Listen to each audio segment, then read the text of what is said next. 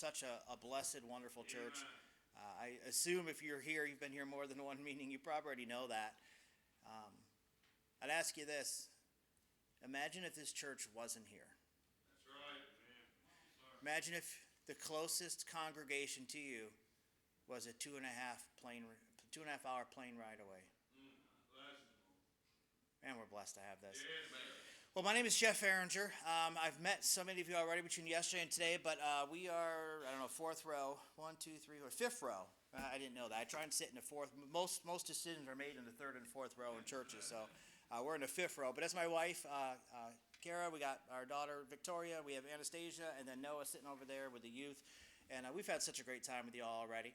The Lord's called my family to Chile. I'm going to tell you just a little bit about that tonight. I don't want to take too much time, but I can't start without mentioning the importance of a gospel tract. Listen, gospel tracts work, but they don't work sitting out there on a table to shout. You have to carry them with you. I'm not up here to preach. I'm not going to preach tonight. I'm telling myself that. I'm not going to preach tonight. But we were able to trace our calling to Chile to a gospel tract that was handed out in 1982. And I'll try and close and remember to tell you how that all worked out. Real quick, I'll tell you about myself. I was raised in upstate New York. My dad was a city cop. I was not raised in a Christian home. My family is still not saved. My dad retired up north, moved us to Naples, Florida, got on a job down there, and all I wanted to be when I grew up was a cop. I found myself at the University of Florida. I was there in 2001 when the towers came down. I know, that's the only reason I'm here. I can stop talking now. I know I'm good. When the towers came down in 2001, I just, being a drunk college student, because I was lost, and I was acting like lost people do, just felt like I wasn't where I was supposed to be. So 3 days after September 11th, I dropped out of UF, enlisted in the U.S. Army, said, take me, I want to go. I got sent back to a station. I was stationed in Jacksonville, Florida, for almost my entire career. That put me back in UF a year later, and in 2004, my senior year, I met my wife, who was also a senior at UF. I think that was the last time they were in the Final Four, by the way. Just saying. But we met, of course, as soon as she, saw me, she fell in love at first sight, and finally I gave in to that, right? But we got married. I went on active duty, stationed in Fort Rucker, Alabama, learned to fly with through flight school, came out, got sent back again to that unit in Florida. I flew Blackhawks. Deployed the first tour, long tour, pretty bad. And during that tour, a Black Hawk was shot down. My wife couldn't get in touch with me, and the Lord used that in her life to get her back in church, because she was raised in church. She was saved. She knew better. Because of an abusive youth pastor, her words will tell you, she goes, I didn't, leave God. I left God's people. Right. And the Lord used that. Her parents' pastor came over until she got in touch with me over there. And so I came back from that first deployment. She's like, okay, we go to church now. And I was, okay. I didn't have a problem with church. I just wasn't raised in church. I didn't think I needed it. And, I was kind of like going to the zoo, don't pet the animals kind of thing.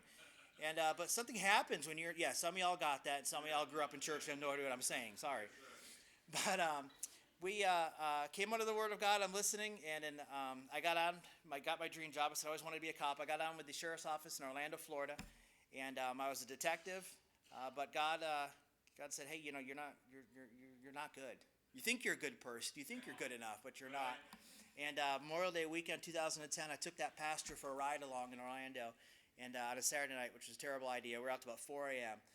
But I had like 14 hours of that pastor to myself to find out that, listen, this is legitimate here, right? And you're in trouble. And so I came forward the next morning. I mean, it was a no-brainer. I needed to get saved. Got baptized a few weeks later, and then I deployed again. I did another year in Iraq, came back, and then I really started growing. And ended up in a Bible institute that my home church was doing. Now, again, my career was everything to me. I was a special victims unit detective by then. I was next in line for homicide, everything I wanted. I wanted it so bad, my agency offered me a flight position in Orlando. We've got like a small Air Force. We have so much money because of Disney. And I mean that. We have, multiple helicopters. We had a Lear jet for a little while. So somebody said, why does a county sheriff need a Lear jet? Sold that, bought another helicopter. And they offered me a spot, and I said, I want to be a detective. That's what I always wanted to do. I turned it down. That's how bad I wanted to be. It was everything to me. And I remember my first missions conference in 2012, and I'll never forget it because, again, I was just back from Iraq too. And these missionaries were coming in, and they were telling us how they were going to go to a foreign country, and they were going to take their kids. And I was angry. I was actually offended that these missionaries are going to take their kids out of the greatest country in the world. I couldn't understand it. Boy, Lord knows how to work through that stuff. So, ended up, I'm sorry. Oh, Lord is great. But that was my first missions conference. You know, and I've never, I think, told that story from the pulpit. We'll give you my presentation, and I'm not going to preach. I promise I'm not going to preach. But you said something this morning, Pastor, about, these people going to Chile. You got to be nuts to do that. And it really made me think, because even though obviously I've come, 180 degrees from there and other things that the Lord had to get right with me before I would take my kids to a foreign field to raise them. But the thing is, if you were to tell me right now, and we've got missionary friends there. We every church we go to, like the Walls, And if you were to tell me that you're going to go to India, and I've been to India many times, I'd be like, okay, that's nuts. I'll go to Africa. Okay, I'm using his word. That's nuts. It is. Yeah. But this morning when they said it to me, it's not. For me going to it makes perfect sense. That's right. Yes. So if you're some of the youth out here, we get questions all the time. Well, how do I know if God's calling me? That's how you know, because it doesn't feel nuts. Anyways, let me get back on my track here, so I'm not here all night long. The Lord called me to the pastorate, and I said no, because God was wrong. I know me better than he does. I spent a year fighting that. Didn't work out very good for me, and I finally submitted, came on staff. We're on staff for 7.5 years at my home church before, during the middle of a missions conference, completely out of nowhere, the Lord called my family to South Chile. Can't explain it. At the end of the Sunday night, the missions conference, I went to my wife, and I said, hey, I think we're being called to the mission field, and she said, me too. And I said, well, we'll pray about it. 2 days later, on Tuesday, Victoria comes and says, hey, I think we're supposed to go to South America. I said, Lord, I hear you. I said, and we submitted right then and there. We didn't understand why. That was kind of hard, because we can look at a map of Chile. Chile is a very long country. If you put it over the U.S., there you can see it, right? Yeah, if you put it over the U.S., it runs from, like, Montreal to Panama. So if you think of the difference in temperature, culture, language between Montreal and Panama, Chile's the same way. We did not feel called to Santiago. Santiago is the capital of Chile. You're talking about 22 million people of the population of Chile, and 8 million live in Santiago. So most missionaries go to Santiago. That's completely appropriate. We could have enough missionaries in New York or L.A., but we did not feel called there. We felt called to South Chile. Wasn't sure what that was, but then we had people ask us, well, why Chile? You ever been there? Nope. Do you know anybody there? Nope. Are you sure you're being called to Chile? And my wife and I, we really struggled with that. We didn't have an answer. I finally went to my senior pastor, because we were struggling. Just to be honest. And he said, well, did William Carey go on a high school field trip to India before he got called to India? I said, no. He goes, that's right. Stick to your calling. And we did. We didn't understand why. We started telling people we went to a Chili's restaurant, and the waitress was lost, and somebody has to reach her people, and everyone would just kind of laugh, and we'd move on. All right, next question. But the Lord was in it, and what we would learn on our survey trip, and skipping forward real quick to 11 months later, my wife and I went down there, is the Lord is calling us to the city of Punta Arenas. This is a city at the bottom of the world. Beautiful city, very, very unique city. It's only 800 miles from Antarctica. If you go to Antarctica, you would fly to our city, and you have to fly. There's no roads to get there. You can only get there by boat or plane. You would fly there, and then that's your stepping point off into Antarctica or north into the beautiful area of Patagonia.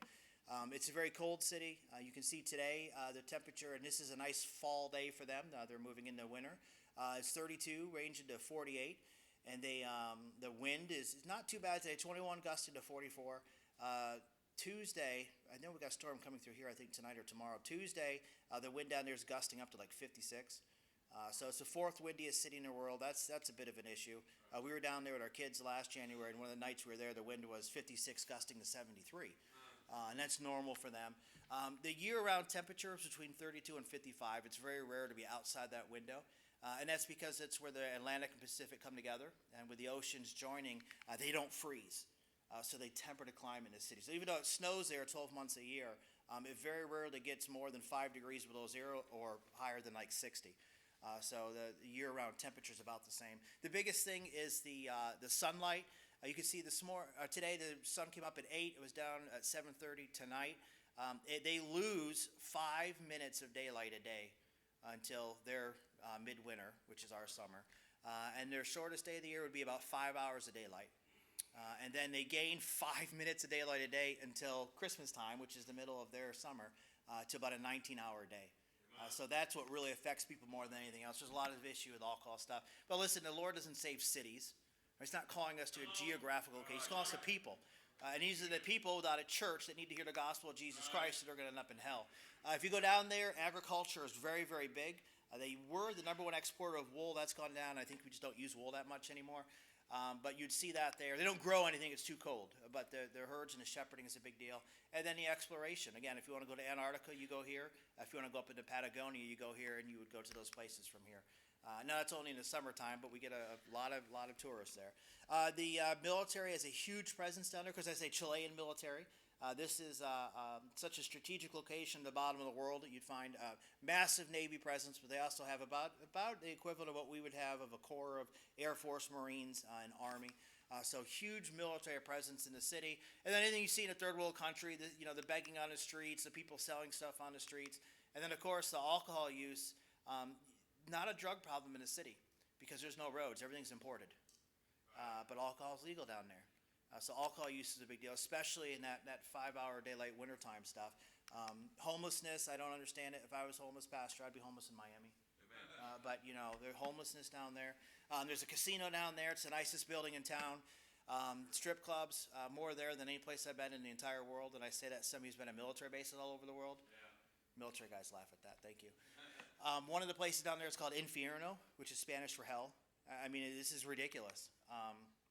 The study of Darwin, the secularism is massive in this city. It's not what you think. If you think South America all Catholic, and it is mostly Catholic, but this was Darwin's headquarters. This is the port at the bottom of the world. So this is his headquarters. So they worship him in the city. They have a replica of his ship. You can go on board. You can go into his bedroom, his laboratory. They name restaurants after him, streets after him. Darwin's College is down there. So that's something that we'll face big time down there, is that humanist, atheist, secular movement. This is the southernmost Hindu temple in the entire world. That's down there. You can see Gandhi out front. Pretty much everything in the city is the southernmost of the entire world. I was joking with your pastor on Friday night dinner. We used to tell people we were going to plant the southernmost Baptist city in the entire world. And then somebody thought I said we were planting a Southern Baptist church. It didn't go over well. So I try to be careful how I speak now. Idols, like any other third world country, you can get your idols in the stores. They have an idol store down there. This store is just for idols. And if you can see the picture up there, maybe a little bit hard, but on the left-hand side is all of your Hindu idols. But on the right-hand side is all of your Catholic idols. So a big deal. This is a fish market, and again, it is very heavily Catholic, and Catholicism is much darker in South America than it is in the States. But that's the Apostle Peter. You can know that because if you look at the picture, he's holding the keys to the church, so it's biblically accurate. But they throw a fish net over him. Again, it's the fish market. They pray to him for a good catch. Of course, you can see everything with the Virgin Mary and baby Jesus. You go into the Catholic Church down there, and there's altars at all these places. Listen, I'm not trying to offend anybody or flip it. I'm just telling you what's down there. There's an altar at each one. It's like you pick which Jesus you want to pray to that day, and there's no hope in that. The Pentecostals are down there. Chile has the largest Pentecostal or charismatic movement in South America. We face that in the city. The Methodists are down there. Your Jehovah's Witnesses are down there. I wish I could speak more about that. But again, is there a need down there? Well, sure. Is there a need here? Well, yeah. There is. There's a need everywhere. So it still led to the question, why my family and why so abruptly during a missions conference? This is Brother Elvis. He is a military intelligence officer with the Chilean Navy. And while we were on our survey trip in that town, he had us over for tea and for dinner. And Brother Elvis's testimony is that during the fall of 2021, the Chilean Navy said, we're transferring you from your base up north. You're going down to the bottom of the world. He moved down there the last week of February 2022. His family, his wife is in the picture. Their son is not. A great saved family. They spent the first 2 weeks of March trying to find a church. There's no church. There's lots of cults. No church. Right. They called their pastor and said, Pastor, we could be fed by you. You live stream, but the Bible says we're supposed to assemble like-minded believers. Yes. Well, there's no like-minded believers. Pastor said, well, pray. Pray for God to send somebody down there. Right. That was the week of our missions conference. Yes. I'll just leave it at that. That's good. This is a church where Brother Elvis is from up north. I mentioned a gospel tract. Well, I called and talked to his pastor because that's what we do.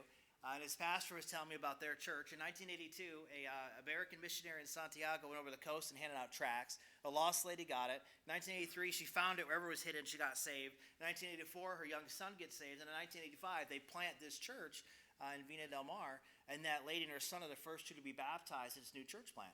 Fast forward 40 years, and that young kid is now the senior pastor of that church, who just happens to know a pastor in Santiago, who just happened to know a missionary trying to figure out where God wanted him to go. So I'm sure all that's a coincidence, but I'm glad we stuck with our calling. We didn't truly understand. Brother Elvis is still down there. We took our kids down there last year looking at places we can rent, places that are big enough to plant a first church in. Penguins are down there, if I haven't mentioned that yet. Yeah, this is where penguins come from. My youngest is convinced that she's going to have a pet penguin. We will not be baptizing in the Strait of Magellan. This is there. That was only about 4 weeks ago, if you saw that. These kayakers right off the coast of the city there in the strait. Again, this is where your ships would go through when you used to have to sail around the bottom of the world.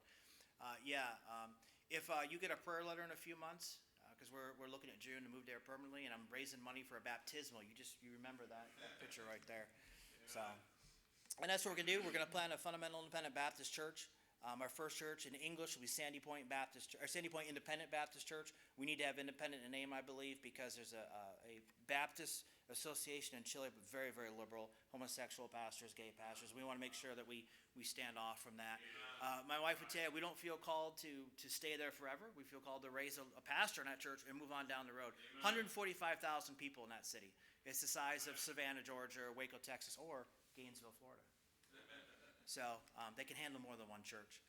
And that's what we're going to do. We have our prayer cards out there. There's a QR code on our prayer card that takes you to our website. We put everything on Facebook. And then most importantly, people love to hear that our kids have their own YouTube channel. They're documenting what it's like to be a kid on deputation, and Lord willing, a few months, what it's like to be a kid on the mission field. It's all from their point of view. So, a lot of it's the bonehead decisions that their dad makes. So I need to finish. My time is done. Thank you so much for having us in. Thank you for what you do for the youth in this church. That is so unusual, and it shouldn't be. Raise your hand if you heard of the 1040 window. Or the missionaries, okay. And some of you up here. Okay, 1040 window. So most of the population of the world live in that 1040 window. That's 10 degrees to 40 degrees north, latitude-wise. Of course, we're going 68 degrees south of the 1040 window, so we're crazy. But maybe you haven't heard of the 814 window. And I want to leave you with that thought. About 4,000 missionaries on the field right now for the United States of America. 85% of those missionaries were called to the mission field between the ages of 8 and 14. Amen.